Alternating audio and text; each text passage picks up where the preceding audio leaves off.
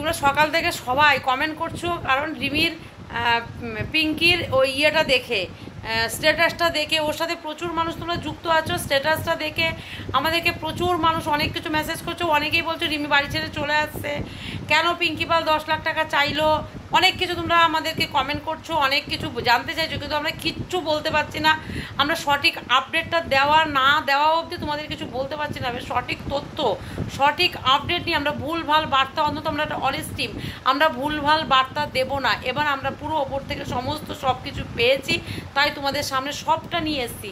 এখানে দিদির ভয়েস আছে তোমার রিমির নিজের মুখ থেকে শুনে নাও যে ও শ্বশুর বাড়িতে কতটা অত্যাচারিত হচ্ছে, কি করে মেয়েটা ওখানে মানিয়ে থাকবে। আর তার মূলে হলো ওই মেয়েটা ইনস্টাগ্রামে এসে ফাঁসানি, ইনস্টাগ্রামে এসে কান্নাকাটির ভিডিও দিচ্ছে, কারণ ও দেখাচ্ছে ওর বিয়ে ঠিক হয়ে যাচ্ছে, আমাদের উল্লু বানাতে চাইছে। তো ওরে পুরো একদম এবার কি করব দেখো, হ্যাঁ উল্লু বানানো, আমাদেরকে দিকে বুঝাচ্ছে, ছেলের ফটো পাঠাচ্ছে, এই পাঠাচ্ছে, সে পাঠাচ্ছে, উল্লু বানাচ্ছে, বিয়ে ঠিক হয়ে যাচ্ছে, ওর সব কিছু হয়ে যাচ্ছে, উল্লু বানানো হচ্ছে আমাদেরকে।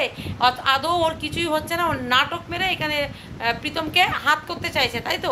সেই দেখে ছেলেটি মেয়েটির উপরে ভীষণ অত্যাচার করছে। পুরো তোমরা সব শুনে নাও রিমির মুখ থেকে, ওকে? আমার এই অডিও বার্তাটা আরেকবার সকলের কাছে শুনিয়ে দাও। আমি আছি দিল্লিতে, কিন্তু কাল রাত থেকে টানা যে ভিডিওগুলো আসছিল এবং নজরে পড়ছিল, সেটা হচ্ছে যে ওই মেয়েটি যেটি দিশানি, সে কিন্তু টানা ইনস্টাগ্রামে নানা রকম কান্নাকাটিজনক ভিডিও বানাচ্ছিল, এবং এই দেখে প্রীতম প্রচণ্ড উদ্গ্রীব হয়ে পড়ছে, এবং তার দেখে কিন্তু ও রিমির ওপর একটা টর্চার করা শুরুও করছে, এবং রিমি সেগুলো নিতে পারছে না, এখনও কোনো রকমভাবেই নিতে পারছে না। আর এদিকে রিমির সাথে কিন্তু সমস্ত রকম সম্পর্ক রেখেই কিন্তু প্রীতম এই ঘটনাগুলো ঘটাচ্ছে। এরপরে যেটা ঘটে সেটা হচ্ছে যে কাল থেকে পিঙ্কি পালও প্রচণ্ড উদ্গ্রীব হয়, কারণ রিমির সাথে চরম ঝামেলা করছে প্রীতম, এবং প্রীতমের পরিবারও কিন্তু টানা একে ওকে তাকে দিয়ে পুরনো কী কথা বলেছে সেগুলো একে ওকে দিয়ে ভিডিও করিয়ে করিয়ে, যাতে তার বৌমার সম্বন্ধে বাজে কথা রটে, সেই সমস্ত নোংরা ভিডিও গতকাল থেকে নামিয়ে যাচ্ছিল। সেগুলো আমরা সমস্ত পিঙ্কি পালকে এবং তপন পালকে পাঠাচ্ছিলাম যে এরা কিন্তু এই ধরনের ভিডিও নামাচ্ছে। কিন্তু আমি যেহেতু নেই, সেহেতু পিঙ্কি পালও প্রচণ্ড উদ্গ্রীব হয়ে গেছে, এবং তপন পালও উদ্গ্রীব হয়ে যাওয়ার জন্য তারা চাইছে রিমিকে বার করে নিয়ে চলে আসতে। আমি তাদেরকে বোঝালাম এবং বললামও, অন্তত আমার একটা ভয়েস নোট তাদের কাছে গেছে, যে যাই হোক আমি দিল্লি থেকে ফিরে দুটো পরিবারকে নিয়ে বসবো, এবং একটা নিশ্চয়ই একটা সুষ্ঠু মীমাংসা করার একটা চেষ্টা হবে। এক্ষেত্রে যেটা সমস্যা হচ্ছে সেটা হচ্ছে ওই মেয়েটি যাকে ফাঁসানি বলে আমি বারবার ডাকছিলাম, তার কর্মকাণ্ড একদম থামছে না। আর তার কর্মকাণ্ড না থামার জন্য এই প্রসিডিওর আরও লম্বা চলবে। প্রীতমের ওপর কোনো রকমের যে শাস্তি মুকুব করবার জন্য আমরা হয়তো প্রে করতাম বা চেষ্টা করতাম যাতে তার কোনো শাস্তি না হয়, কিন্তু যা হবে এটা চলতে থাকবে, এবং লম্বা প্রসিডিওর, এই প্রসিডিওর আমরা থামাবো না। আর একটা কথা বলে রাখি, যে পিঙ্কিকেও আমি বলছি, পিঙ্কি একটু শান্ত হও, তপন পালকেও বলছি তোমরাও একটু শান্ত হও, আমরা সবাই তোমাদের সাথে আছি। সোশ্যাল মিডিয়াটা একটু করো না, আর যারা যারা ভিডিও করছো তারা ভেবেচিন্তে ভিডিও করো, কারণ এই সমস্ত কেসগুলোর মধ্যে কিন্তু 41-এর নোটিশ আপনার বাড়িতেও পৌঁছাবে। ভেবেচিন্তে করবেন, কারণ কালনা থানা আপনাদেরকেও ডেকে পাঠাবে। সুতরাং ভিডিও করার আগে 5বার ভাববেন, যদি কোনো একজনের কারো ক্ষতি হয়ে যায় তার পুরো দায় আপনাদেরকে নিতে হবে। অবিলম্বে কিন্তু কোনো ভিডিও যেন নামাবেন না, ভেবেচিন্তে নামাবেন, বারবার অনুরোধ করছি আপনাদের কাছে, আমার হাত জোর করে অনুরোধ, কোনো রকমভাবে কিন্তু ভিডিও নামাবেন না। পিঙ্কি, রিমি, এদের কিন্তু অবিলম্বে আমরা কাউন্সিলিংয়ের ব্যবস্থাও করছি। আর দিকে প্রীতমদেরও কাউন্সিলিংয়ের ব্যবস্থা করেছি, সেটা কিন্তু কাল থেকেই শুরু করেছি কাউন্সিলিংটা। এটা যাতে লম্বা চলাতে পারে, প্রীতমকেও ঠান্ডা করুন, আপনারা বলুন শান্ত মাথায় সব কিছু হয়। অশান্ত পরিবেশ তৈরি করে দিয়ে ইউটিউবে বহু মানুষকে কিন্তু বিভ্রান্ত করবেন না, আর চক্রান্ত চালাবেন না। এই পরিবারগুলোকে কিন্তু শান্ত হতে দিন, এবং ঠান্ডা মাথায় আমাকে এই কাজটা কমপ্লিট করতে দিন। আপনাদের কাছে হাত জোর করে অনুরোধ, কারণ এর মধ্যে পুলিশ প্রশাসনে ইনভলভ আছে।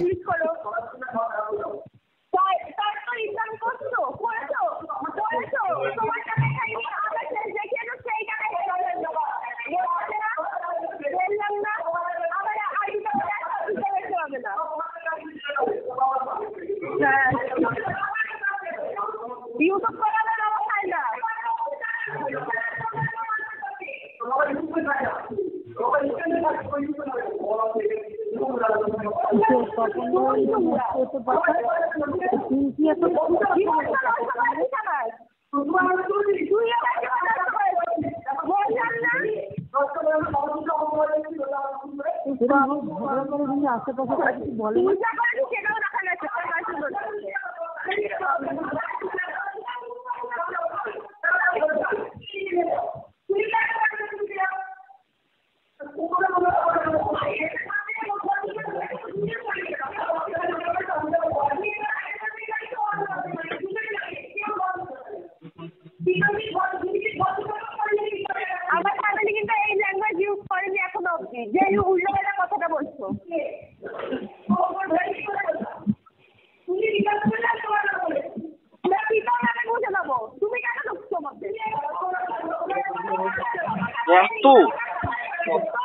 আমার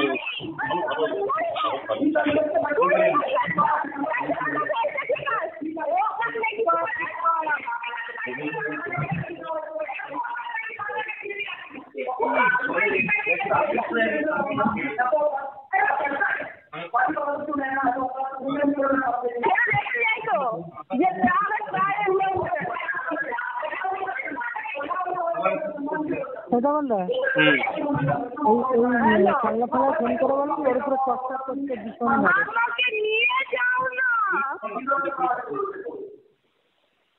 হ্যালো, আমাকে নিয়ে যাও, তোমার সাথে আমার সম্পর্ক আছে।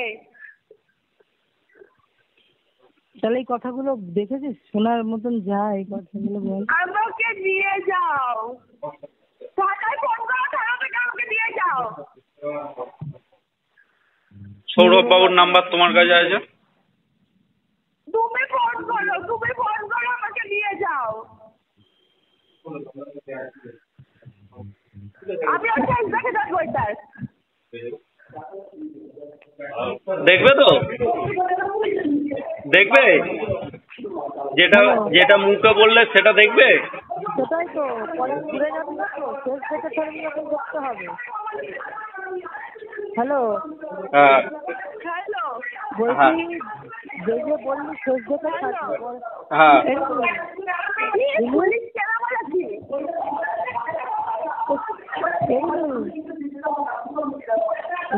ঠিক আছে, হ্যাঁ প্রমাণ দেখাবে, হ্যাঁ প্রমাণ দেখাবে। হ্যালো হ্যালো, তুই যে বললি হ্যালো, তুই যে বললি আমাকে নিয়ে যাও, আমি বলছি আমাকে নিয়ে যাও। হ্যালো, দেখ ওই মেজবাবু আছে নাকি বল, থানায় ফোন করে বলতো যে থানায় ফোন করো, আমাকে নিয়ে যেতে বলো। আমি সৌরভবাবুকে কনফারেন্স নেবো। হ্যালো হ্যালো, নাও। নেবো, দাঁড়াও নিচ্ছি, চলো।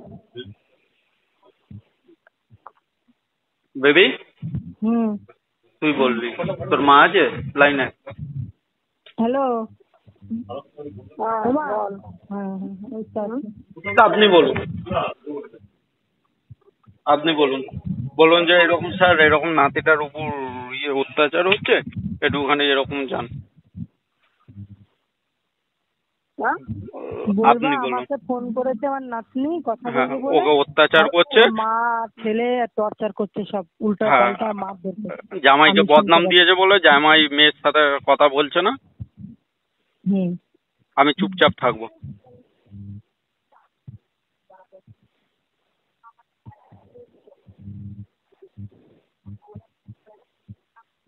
বিয়ে করবি? করবি বিয়ে? মা বাবার ওর বলছে যে তোর জীবনটা এখন শেষ হয়ে যাবে। নাম কি নাম সেটা তোর মাথায় ঢুকিয়ে দিলাম।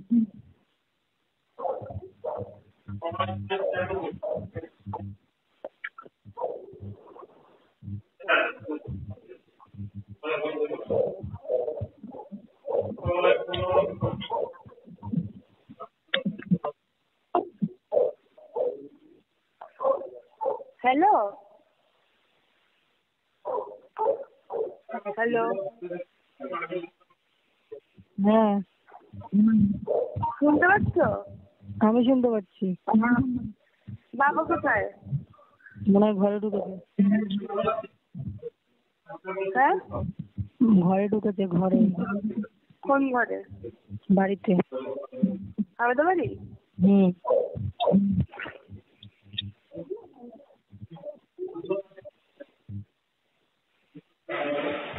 জ্বালাতনের শেষ নেই, তার জীবন শুরু করেছে না, জীবনে আনন্দ না হাসি।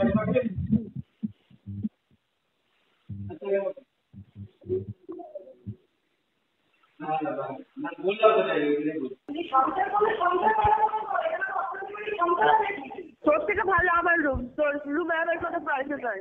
হ্যাঁ না না না স্যার, আমারই তো পয়সা, বেশি বকিস কেন? ঝগড়া করছে ওই কিষানের না শেষ করেছে ওরা দেখো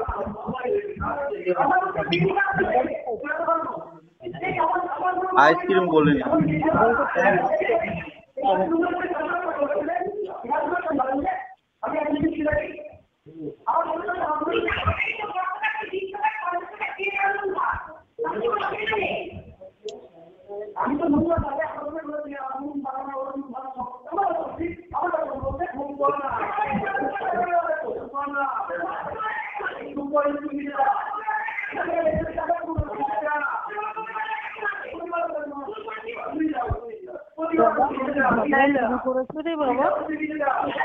আমাকে নিয়ে যাবে কালকে, আমি শান্তিভাবে বলছি, আমাকে নিয়ে যাবে। হ্যালো হ্যালো আমাকে নিয়ে যাবে, আমি কাল তোমার বাড়িতে যাচ্ছি। আমার বাড়ি হ্যালো হ্যালো কার বাড়ি আসবে? আমার বাড়ি? হ্যাঁ তোমার বাড়ি যাবো কালকে। তাহলে তো তোর মাকে গাঁটা কথা বলবি, দেখতে পারে না তো তুই কি করে ও কাউকেই দেখতে পারে না। ছোট মাকে তো সত্যিই করতে পারে না, তুই যে ওইখানে যাবি তারপর গাঁটা কথা বলবি।